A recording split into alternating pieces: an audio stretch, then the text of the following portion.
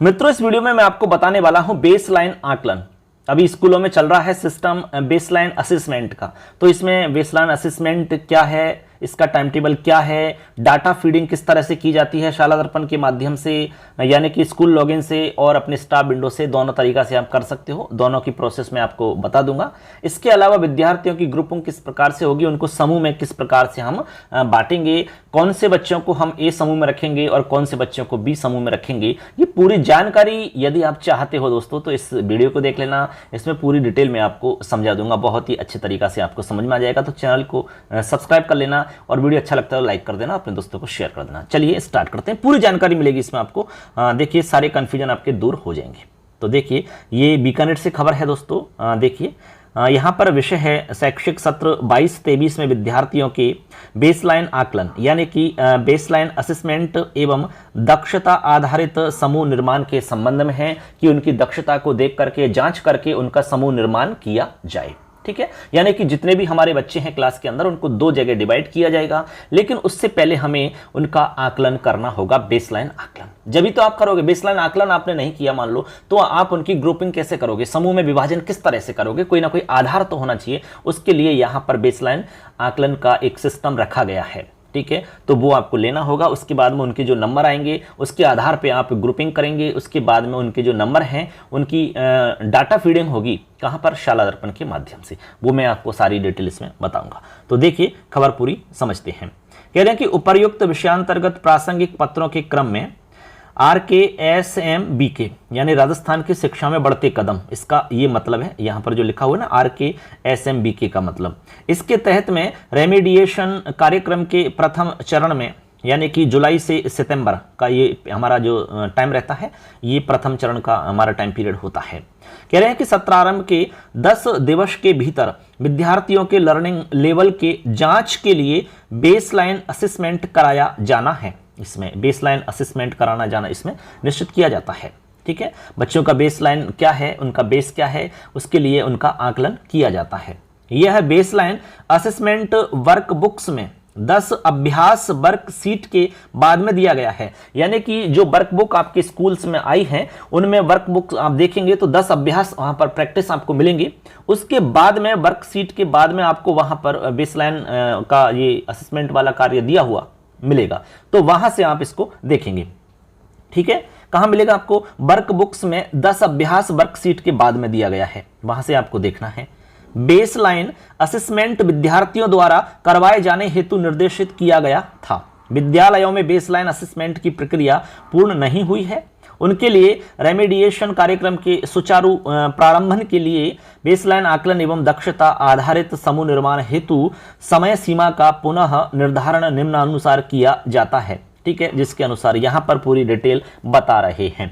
तो ये आपको समझ में आ गया होगा कि जो बेसलाइन असेसमेंट है वो कहां पर आपको मिलेगा, वर्क बुक्स में 10 अभ्यास के बाद में, वर्कशीट के बाद में आपको वो कार्य मिल जाएगा। ठीक है, अब देखो आगे समझते हैं इसमें क्या है जानकारी।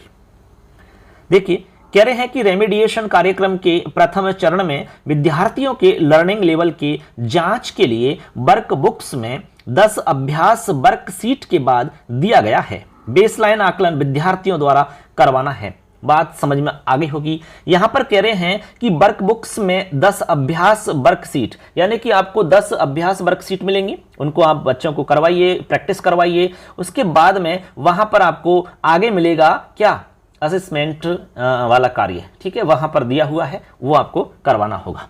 तो बेसलाइन आकलन विद्यार्थियों द्वारा आपको करवाना है अनिवार्य रूप से।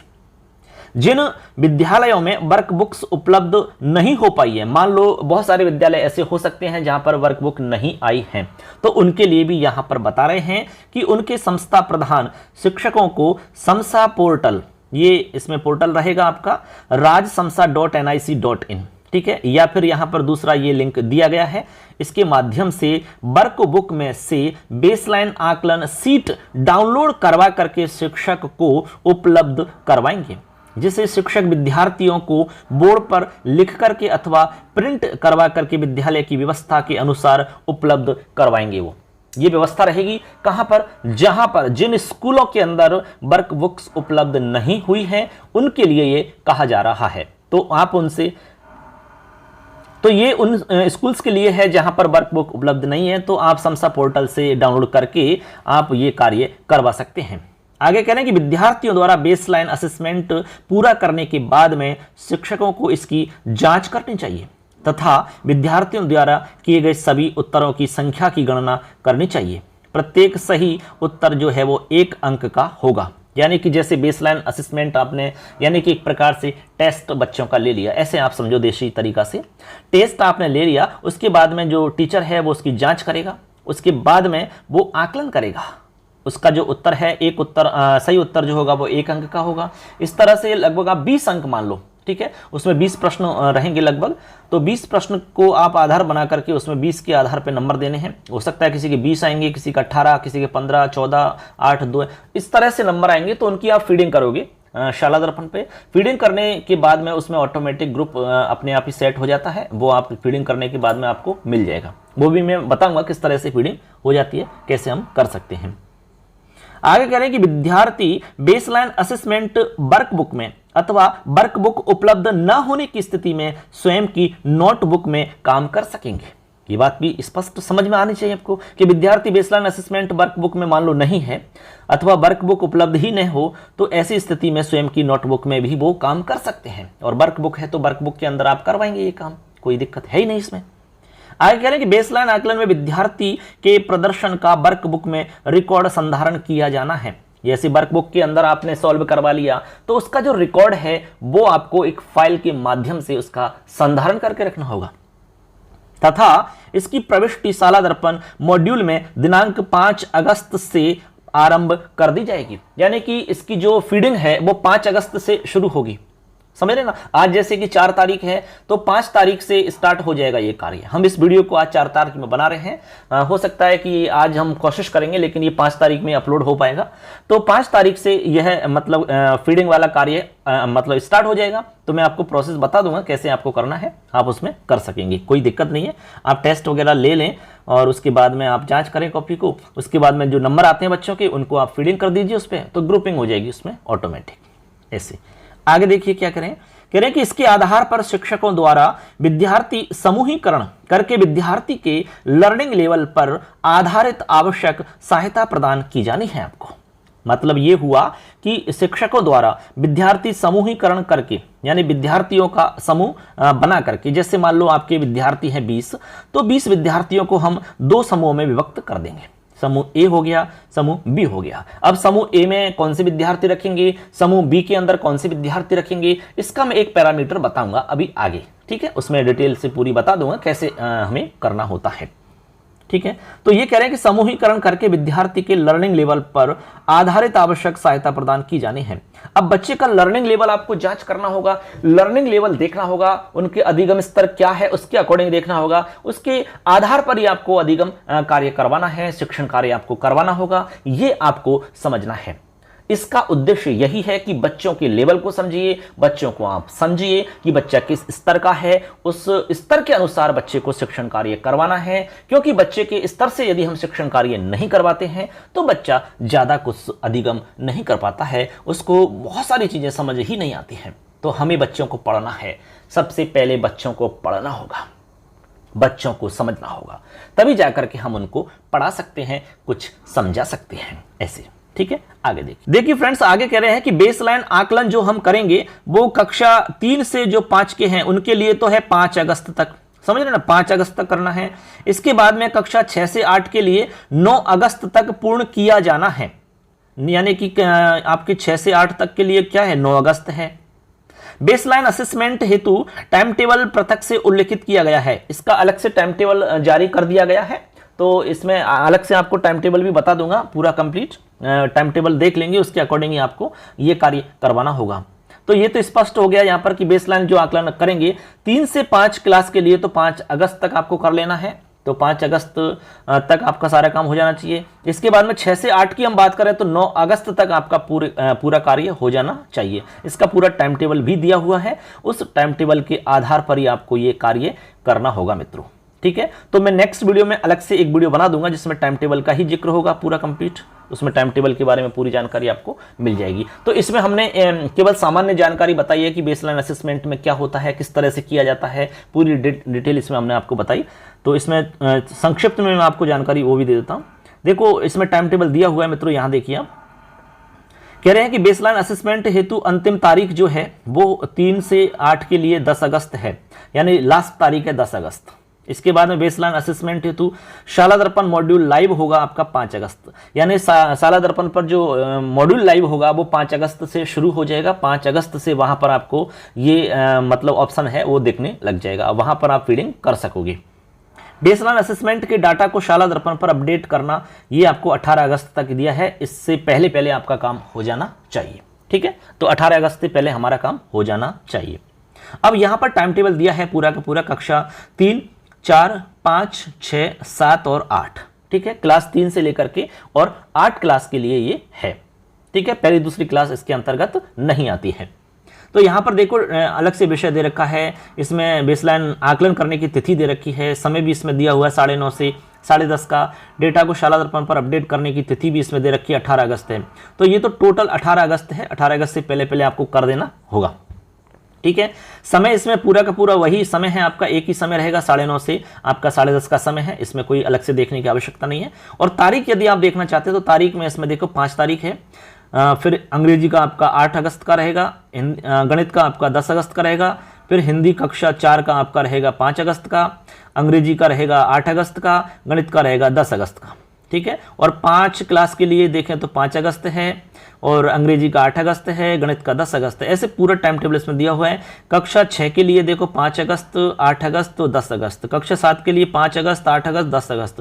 कहने का मतलब 3 तारीख है इसमें, 5, 8 और 10, यानी 5 अगस्त को होगा इसमें सभी क्लासों का।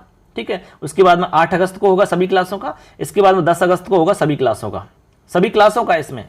तो इस तरीके से इसमें टाइम टेबल पूरा फिक्स किया हुआ है, यानी कि 5 अगस्त को सेम हिंदी वाला रहेगा सबका, सारी क्लासों का।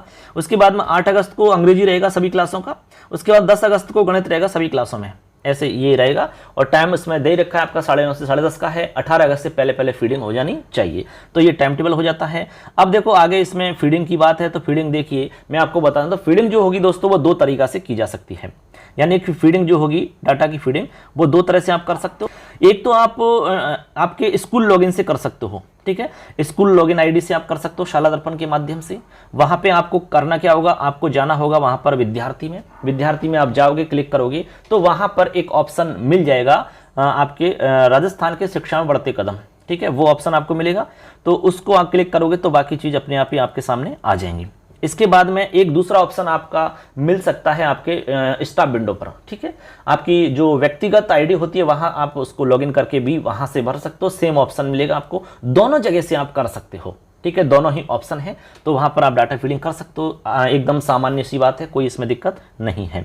ठीक है, इसके बाद में एक चीज और आती है इसमें कि आप इसमें ग्रुपिंग कैसे करोगे, बच्चों की ग्रुप कैसे इसमें बनते हैं, वो मैं आपको थोड़ा सा यहां पर संक्षिप्त में बता रहा हूं। यहां देखिए,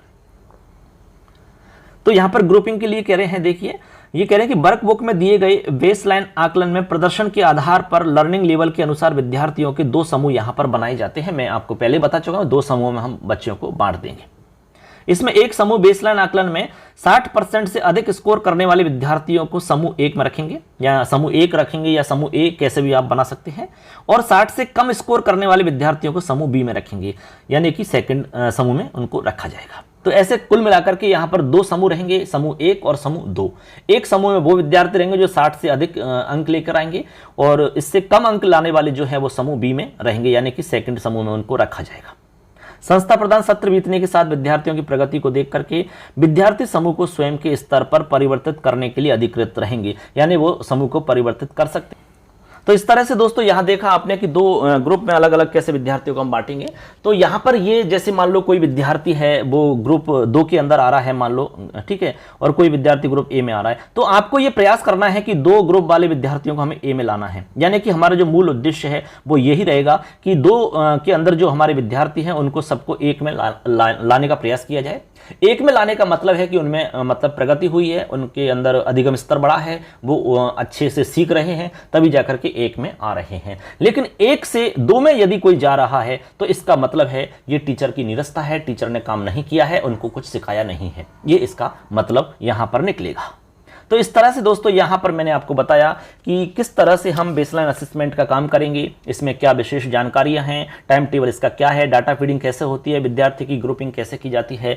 तो ये जानकारी दोस्तों आपको कैसी लगी आप जरूर बताना। इसी तरह की अपडेट जानकारी इस चैनल पर हम आपको हमेशा लेके आते हैं दोस्तों, तो चैनल को सब्सक्राइब कर लेना और बेल आइकन को प्रेस कर देना। अच्छा लगता है वीडियो तो लाइक कर देना और अपने दोस्तों को शेयर कर देना। आगे वीडियो में मैं एक दो चीजें हैं जो उनको अलग से डिटेल से और समझाने का प्रयास करूंगा, जैसे कि ग्रुपिंग का एक अलग से मैं बना दूंगा, इसके अलावा इसका टाइम टेबल है उसका भी अलग से वीडियो आपको मिल जाएगा। और भी कोई आपका सवाल है इसको लेकर के तो आप बता सकते हैं, उसका वीडियो अलग से बना दिया जाएगा। धन्यवाद सबके लिए। जय हिंद, वंदे मातरम।